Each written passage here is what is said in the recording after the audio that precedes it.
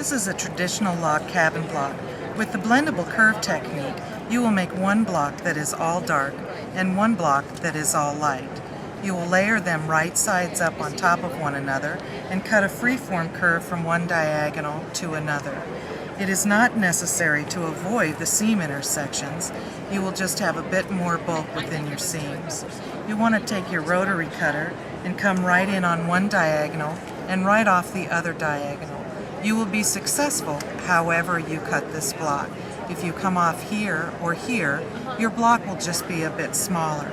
With a sharp rotary cutter, you will cut through your block and shuffle 1/2.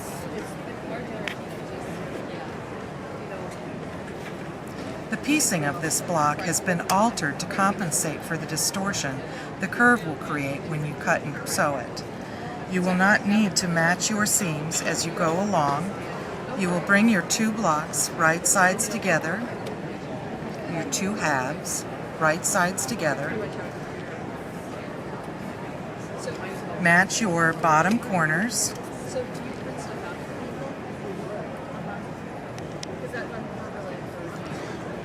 and bring your raw edges together. Within the concave area of a cut, there is more bias exposed than in a convex, and with slight pressure, that concave area will straighten right out for you to wrap around the convex area.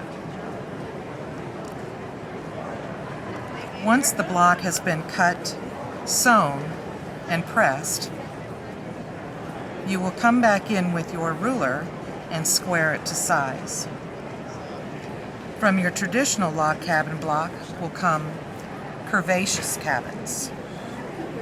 A block with each cut, each square, and each press, you will be successful.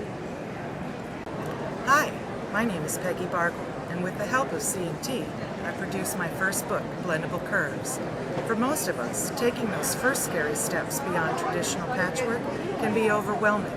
Blendable Curves uses the traditional blocks with which most of us are familiar. Here's an example of a traditional Jacob's Ladder block before the blendable curve has been applied. Here is the traditional Jacob's Ladder after the blendable curve has been applied.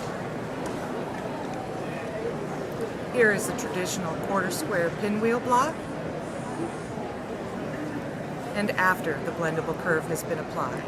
Your blocks do not need to come out to any consistent size because you can resize every block after the curve has been cut and sewn. I hope you'll look me up in your favorite quilt store. Until then, bye-bye.